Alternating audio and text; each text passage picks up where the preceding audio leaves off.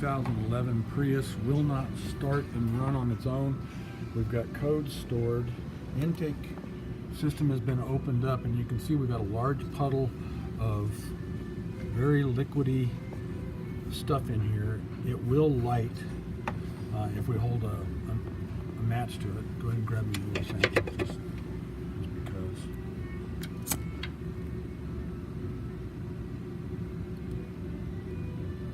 So it does pick up a flame, which says that there's gas in that, but there's also a lot of oil.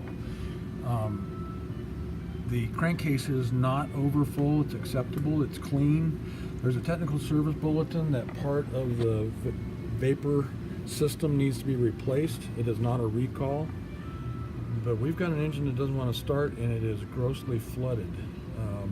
Diagnosis is pull the coil packs off and pull spark plugs. They are kind of troublesome to get to, and then do a compression test to find out what happened.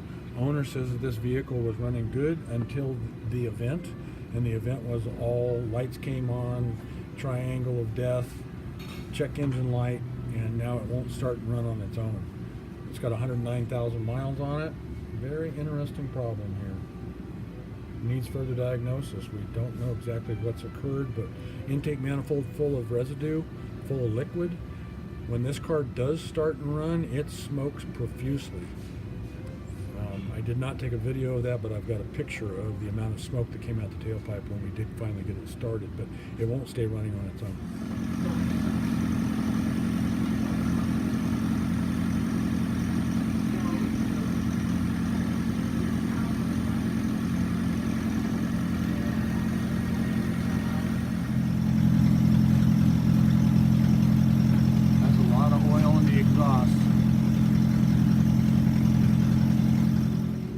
Still working on the 2011 Prius that didn't want to start. This is a fuel sample that came out of the tank. Pretty dark yellow. It smells like gasoline, but if we look at our fuel sample, we've got a really large band in here where the ethanol separates. The bottom part is ethanol and water mix, and the top part is the gasoline. That band should be a really, really thin band. It should be just where the two substances separate. There's something wrong with this fuel. We flushed the tank, dried the engine out 2 or 3 times, started the car, put new fuel in it, it starts and runs.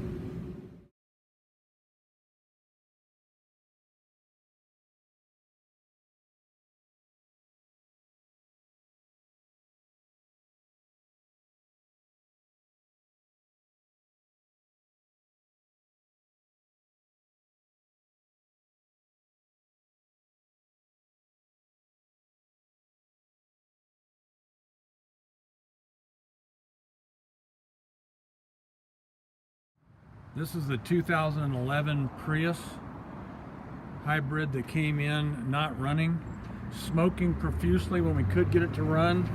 We ended up finding that we had a lot of really bad gas in the tank that was not normal. Owner said that it ran fine until the event, and the event was poor running. What we found is the passenger side has been opened repeatedly. Forced entry, I think. If you look at the top left corner of the screen, there's a bunch of scratches on the door sill. If we come down here, you can see that the rubber has been hurt, the paint's been hurt, there's a gouge in it. The owner denies that anything has ever happened to this car where the keys were locked inside. Looking at the passenger outer door frame, you can see that there's scratches all along in here where something has been forced down in to open up the door. The gas tank can only be accessed from inside the car. Down here on the left-hand side is the gas tank access, right down here. So in order to get into the gas tank, you have to have this door open. If we come over to the driver's side of this car,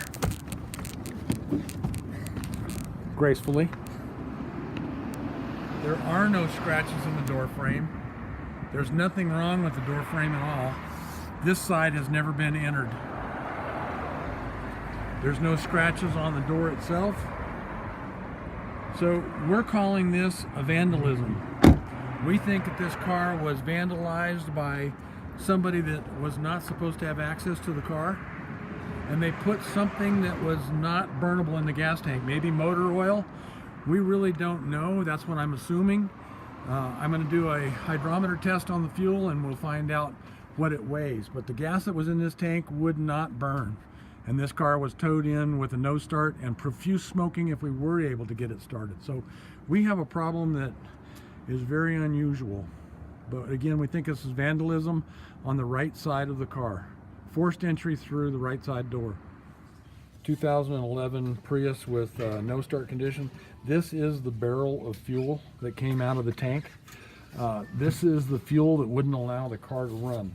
This is the same fuel that's inside here. And I want more. I want to be able to do a hydrometer test. So I'm going to dip this in the fuel and we're going to get a sample bigger than what we have.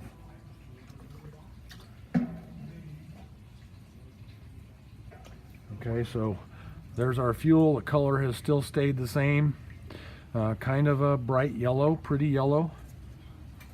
It smells like gasoline, but there's something that's not right about it. And looking at the barrel from the top, it looks like it's got oil in it. And that's what I'm suspecting. So we're going to do a hydrometer test and we're going to see where we end up. Okay, so we've got our fuel sample and hydrometer set up. And our fuel measures about 790, 0.790. So if you can see 0.775, the next line would be 780, 785, very close to 790. There's 800, and below that would be 95. So now we're going to go look at a little chart that I have up front that I use for good gas, bad gas comparisons, and we're going to find out where this is in the scheme of things. But there is our 2011 fuel sample from the Prius that would not start and run on its own. It did start and run on its own with external fuel source. So we drained the tank, put new fresh fuel in it, and the car has been test driven. Okay, the fuel out of the 2011 Prius that we just tested, looking at a chart that I prepared in March of 2015, measuring different gases around town and looking for bad quality fuel. This was a class that I gave to 70 mechanics about bad gas and gas is not gas and why we have gas mileage problems and so on and so forth. This Prius falls into a great category here. Here is where the Prius measured 0.790. It actually was probably leaning closer to this 0.789. If we follow that over, that's military grade gasoline, and that's clear down at the bottom of the chart. This is racing fuel that we would use on the street for street racers that are street legal. This one is Chevron, and then we had 7 other different gases that were in here that fell through this category. But this gas that we had in the Prius, where it wouldn't run, and if we did get it running, it smoked really, really bad, was clear down here at military grade gasoline. I think that this car has had motor oil added to it. But this was the class that I gave, and this was the demonstration that I had used, and this is a perfect example of why we want good quality fuel in our cars.